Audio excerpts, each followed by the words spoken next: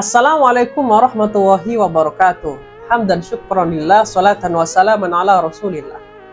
Pada kesempatan kali ini saya akan menjelaskan tentang awal mula iblis belum diusir dari surga. Sebelum Nabi Adam diciptakan. Di dalam kitab Hasyi Al-Sawi, penjelasan dari kitab Tafsir Jalalain, bahwasannya iblis awal mulanya itu bernama jin. Malah ada pendapat yang mengatakan iblis ini bernama Azazil.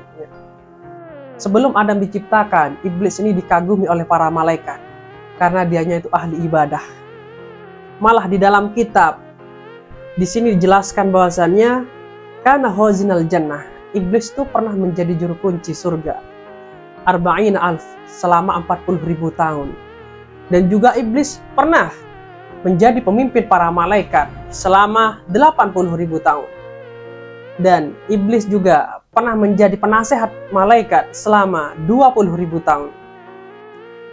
Lalu menjadi pemimpin Al-Karubiyin selama 30.000 tahun.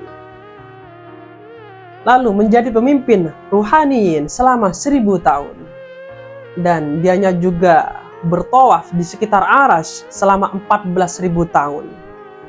Dan nama daripada iblis, ya, dianya itu sebelum menjadi iblis namanya, dianya itu dimuliakan, dihormati oleh malaikat, laksana prajurit seperti kepada raja. Ya.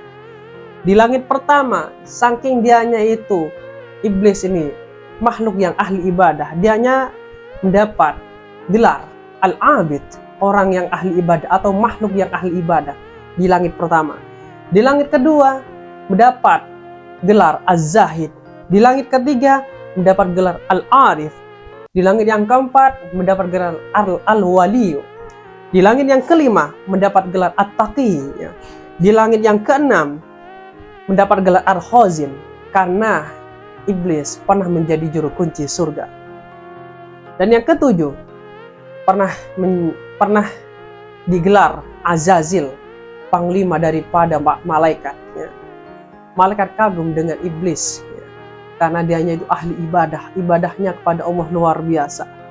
Akan tetapi di Lauh Mahfud berbeda namanya, berbeda. Malah di Lauh Mahfud namanya itu adalah iblis.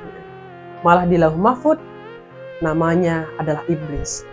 Sebelum Nabi Adam diciptakan, di Lauh Mahfud sana malaikat melihat bahwasannya ada satu makhluk yang dianya itu ahli ibadah, tetapi dianya itu terlaknat dan terkutuk.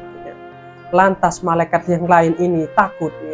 Akhirnya malaikat yang lain ini minta doa kepada sang iblis, yang pada waktu itu belum Nabi Adam diciptakan. Akan tetapi iblis lupa dengan mendoakan dirinya sendiri. Dan akhirnya ketika Nabi Adam diciptakan, malaikat diperintahkan oleh Allah untuk bersujud. Akan tetapi iblis enggan untuk bersujud karena dianya itu merasa lebih baik.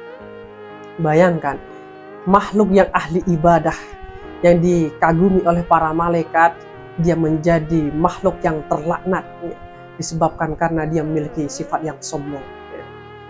Ini bisa memberikan penjelasan hikmah kepada kita. Setinggi-tinggi apapun, sebanyak-banyak apapun ibadah manusia, akan tetapi dalam hatinya ada sifat sombong atau sifat yang menghina orang lain, merasa dianya lebih baik, maka pahala yang dia dapatkan bisa menjadi hilang, hapus dikarenakan kesombongannya.